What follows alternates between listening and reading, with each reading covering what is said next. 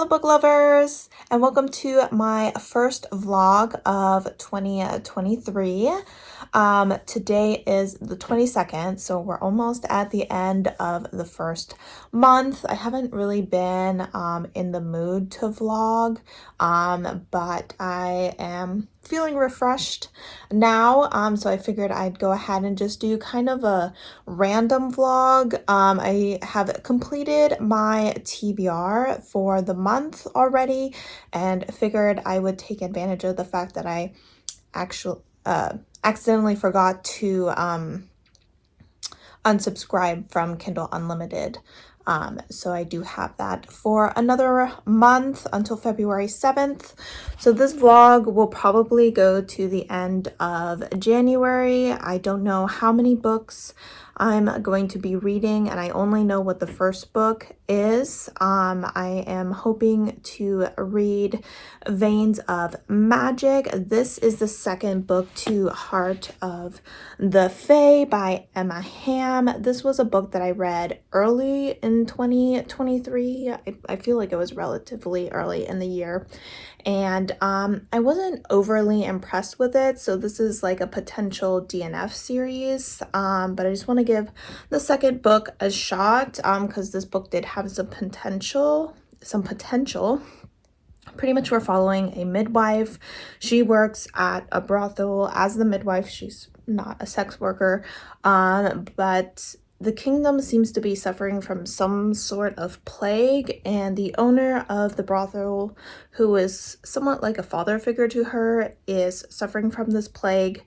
And I have to admit, it's been a while since I've read this, so I don't remember all the details, but I believe she approaches some fae in hopes that they'll help her find a cure, and they direct her to an island where a prince has been banished, along with other fae have been banished there as well. This is a prince who, I don't know if it's like a curse or what, but anytime he gets injured, instead of it scarring or healing or anything like that, it crystallizes. So he has all these crystals all over his body, and his people thought he was hideous, and they didn't want to look at him, so they went ahead and sent him away. So this is a fantasy romance between the two of them. I did struggle a bit with the romance in this. I thought it was too insta-lovey, not in that they fell in love at first sight or anything like that, but that they transitioned from not liking each other to really liking each other too quickly. There wasn't really that in-between phase where you kind of, saw them gradually falling in love. It didn't have any of that, so I didn't quite enjoy the romance. However, I did think that there was enough world building and plot to keep me interested enough to want to give the second book a try. Other than that, I do have a list of books that I keep that I know are on Kindle Unlimited, so I'll probably turn to Instagram to ask people which book I should read next. I'm hoping to get through at least 2 books, if not 3. It really depends on how long the books are. I believe per Goodreads, the Veins of Magic is only 250 pages long. Since it's the second book in a series, I probably won't talk about it too much, other than, the general vibe that I'm getting from it, and I'll probably check in with you at like the 50% mark. Other than that, I don't think anything exciting is happening this week. The videos that you already saw at the beginning of this vlog were me and my family going down to Portland for the day, or I guess we stayed the night, to see the show Sean Yen. There are some good parts, but the messaging was not something I personally agree with. Slightly cultish, so I'm not saying I don't recommend it. It was an interesting experience. Like, we didn't know what to expect. We just always saw the commercials for it. This like hair is just sticking like straight up. And figured we'd give it a try, and it was an experience. I'll just leave it at that. But yeah, so I will check in with you when I'm about 50% through that book. Hopefully it doesn't take too long, so hopefully I'll be checking in with you sometime tomorrow.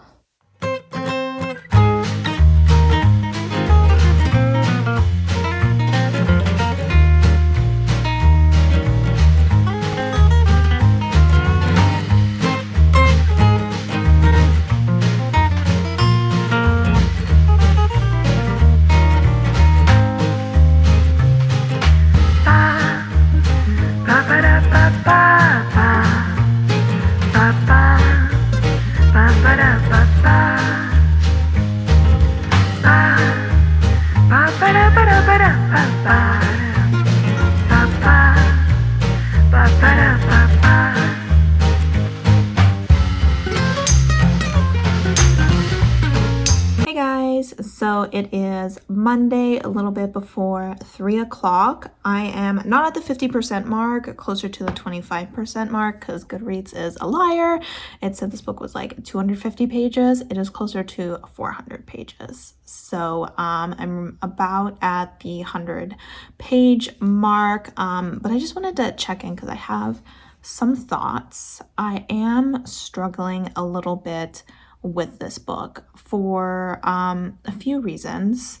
One, I'm not super duper vibing with the characters. Both of them are not in the best of moods right now, which I guess is understandable considering the positions they are in currently, but it's just not making them the most agreeable characters, and I don't find myself overly rooting for them.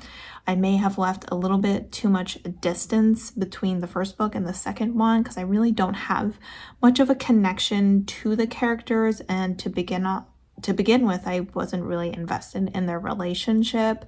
So watching them kind of being mad that they're separated and trying to fight for a way to get back together, it's just not something I'm overly invested in. Another thing is I feel like the conversations that are being had are somehow kind of dry. Like when I'm reading them, I'm just not getting much from it. It just is a little bit flat and basic. Not that the writing needs to be like gorgeous and flowery at all times or anything, but it's just not evoking much emotion in me or reactions out of me. The third issue I'm having is, I guess you would consider it the pacing of the book. It's jumping around a lot. I felt like the first book was very slow. We were kind of like on this island and we're hanging out and we're not doing much. And then this book seems to be very much jumping from plot point to plot point in a way that's leaving me a little bit confused.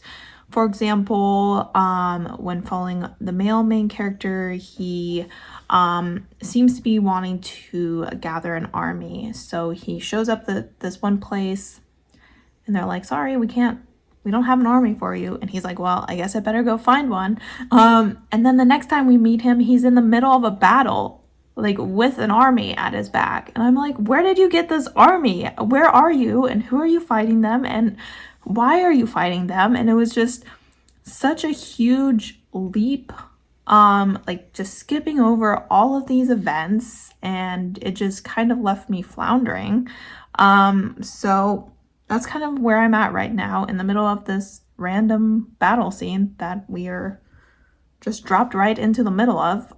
So we're struggling a little bit. If I don't start enjoying it more by the 50% mark, I will probably go ahead and DNF it, since the book is on the longer side. But I'm definitely going to go ahead and give it a bit more time, but it's just not redeeming itself the way that I was hoping that it would. So yeah, I will check in with you when I'm at the 50% mark, let you know what my plans are.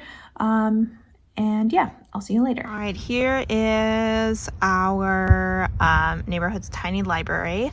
This was completely emptied out like a couple weeks ago. Someone came and just took all the books. Luckily, it looks like someone went in and added some more. This is mostly dedicated to like children and stuff, which is why these are all kids books. But we do have a box of books that were kind of in our garage, and I'm gonna see what I can fit in there. All right, she's all full again.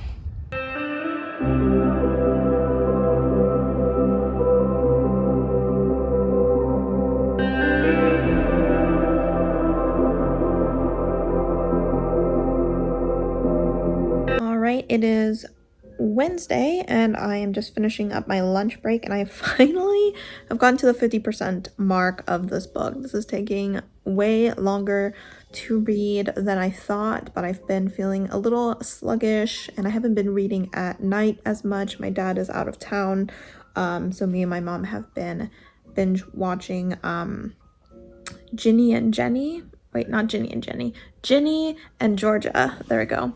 Yeah, I haven't been doing as much reading in the evening, but I am enjoying the story more than I was previously. The pacing seems to be getting a little bit better. In the beginning, the pacing seemed to jump around a lot, and didn't have a good flow to it. But since the characters have been reunited, it's gotten better. So I'm almost wondering if the author was kind of rushing to kind of get our couple back together. And now that they are, she's, taking a little bit more time with properly filling the plot out and things like that. I'm still not totally invested in the relationship. The relationship seems to be going through some issues right now, so we'll see if in the process of them resolving those issues, if I grow on the relationship more. But I am intrigued by the plot, so right now I'm mostly reading the story for the plot, which is fine, even though usually I am more of a character-driven person, which is making me struggle a little bit with this book. But yeah, we're not DNFing at this point, which is good, because in the beginning, the first 25% or so, I was kind of worried that that's where we would be at this point. But yeah, things are going decent, and I will go ahead and check in with you once I finish this book. All right, guys, we got a bit of a book haul to do because I went to order the next book in a series from Barnes & Noble, and they were still having their 50% off hardback sale. So I said, why not? So I have, I think, 4 books here. So I will go ahead and go through those real quick. Okay, so it turns out the box on top was not the Barnes & Noble books. It was the ones I got from Thrift Books. There we go. And that is the third and the fourth book by Carrie Maniscalco. The first book is Stalking Jack the Ripper, and I read Hunting Prince Dracula earlier this month, so I figured I'd grab both of them. We have Escaping from Houdini and Capturing the Devil. I'm very much enjoying this kind of historical YA mystery series, so I'm hoping to finish it up soon, and now I have them both here, so yay. All right, so the reason I went on to Barnes & Noble in the first place was to get The Keeper of the Fae by H.E. Edgman. This is the second book to The Witch King, which I finished earlier this month. I'm hoping to get to this relatively soon. It's just a duology as far as I know, so it'll be good to actually get a series finished, seeing as I've already started like 4 series this month. All right, and next, to get the order over $40 so that I get free shipping, I decided to pick up a paperback, which I am excited to read, and that is Loath to Love You, which is the collection of the 3 short stories by Ali Hazelwood. Next, I decided to pick up Gleanings, which is a collection of short stories for the Scythe series. This was a trilogy that I really enjoy by Neil Shusterman. Now, I know I always say that I don't like short stories, but when they're attached to a pre-existing series, I do quite enjoy them often, even if they have different characters. because I already have that background of all the world building that's been done within like the actual series. The short stories just work a little bit better for me because the author can just kind of focus on the plot and the characters that they're introducing, and rather than trying to shove everything that's required for a full book into a short story. So, I mean, I don't know if I've heard too much about these, so I don't know if they're good or not, but you know, I will definitely give them a try because I just found this world really interesting and was hoping the author would return to it. So I'm interested to see what he does with these stories. The last book is a nonfiction book. I usually prefer to buy my nonfictions at like a thrift store just because they are relatively expensive. So I decided to browse their hardback nonfiction stories to see if any of them were worth picking up. This story I'm a little iffy about because it's a pretty delicate topic. So we'll see how the author does with it. It does seem like the author herself is a minority, and she's also an immigrant. And it seems that the story is focused heavily on statistics and on data, which, considering the topic, I think is very important that it's based heavily in fact, more so than like opinion. And that is Prey, Immigration, Islam, and the Erosion of Women's Right by Ayaan Hirsi Ali. This pretty much talks about how in certain Western countries, and I think they mentioned like Europe, or not Europe, Australia as well. So focusing mostly on Europe as well as Australia, that there has been an increase in violence against women and rape cases. And this has to do with the immigration of Muslim men coming, immigrating to those areas. So this book is not anti-immigration. I just want to put that out there because I would not read something that is anti-immigration. And I was reading the synopsis and a little bit about what people had to say about it, just to make sure it wasn't. It does seem, as far as what I read about the author, that she is the kind of person that would be able to write something like this in a respectful manner. It's going to just talk about the stats that kind of prove this increase that is being witnessed.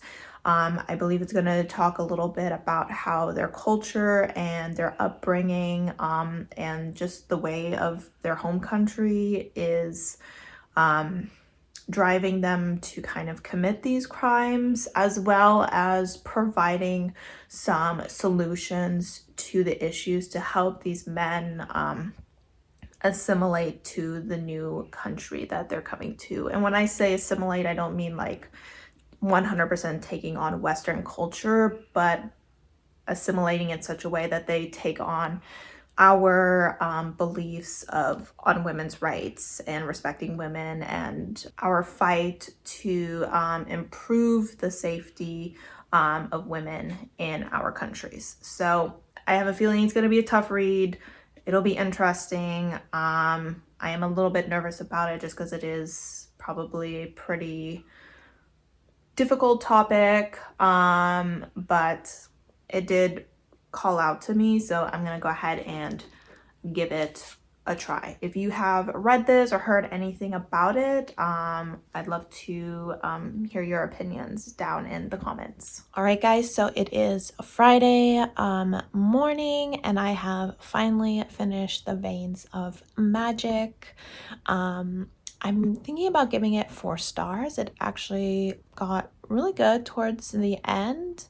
I think the author was just rushing a bit at the beginning, and eventually found her footing, and I had quite a bit of fun with the story, with the plot, with the battles, with the politics of it all. Grew more attached to the characters as well. Now, I know I said that I was reading the story to see if I would continue on with the series, but it seems like their story has ended, so it's just a duology, and then the rest of the series is like companion novels that take place in the same world, but involve different characters and different myths.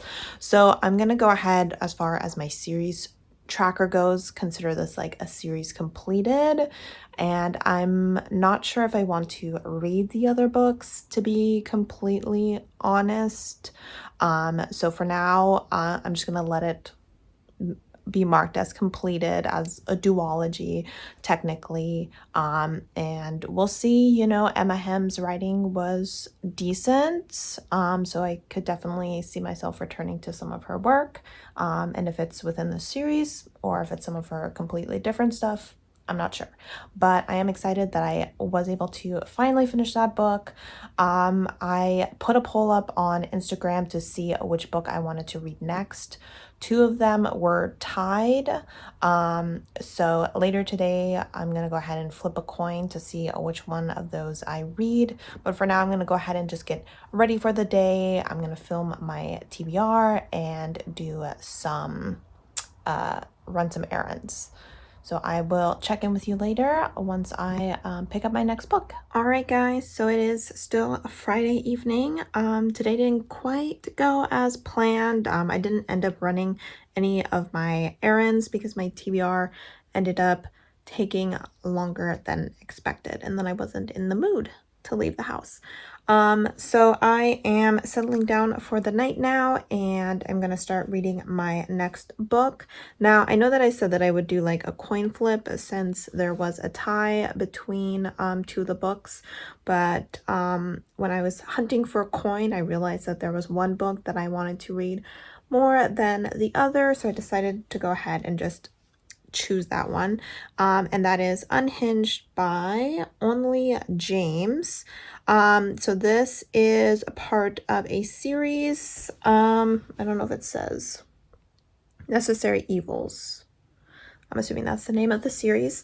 And pretty much this is a collection of companion novels that follows a group of psychopaths that have been adopted by a billionaire. This billionaire adopted them when they were young, and pretty much taught them to be vigilantes. So they put their need to kill to good use. In this first book, we are following Adam, I believe, is the killer, and Nate is the love interest. So these are male-male romances, and pretty much Adam killed Nate's father a few years ago, and when Nate confronts him about that, he finds out that his father was a terrible person and there was a reason he got killed, and so they set off together to learn more about his father's crimes, and develop a romance. Obviously, since they're psychopaths,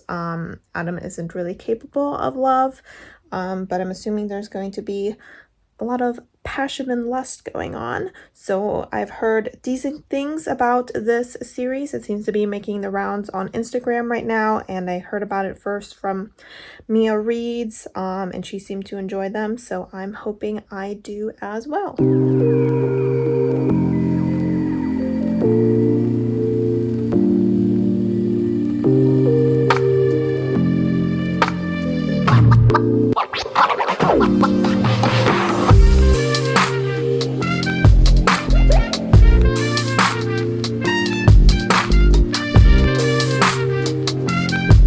Doing a check-in for the 50% mark of Unhinged. It is Sunday evening. Did I start this book today? I feel like I did. So I'm powering through it relatively quickly. It's not too long, but I am having a great time so far. This is my first darker romance. I would say I haven't really dipped my feet into that too much. It's definitely my first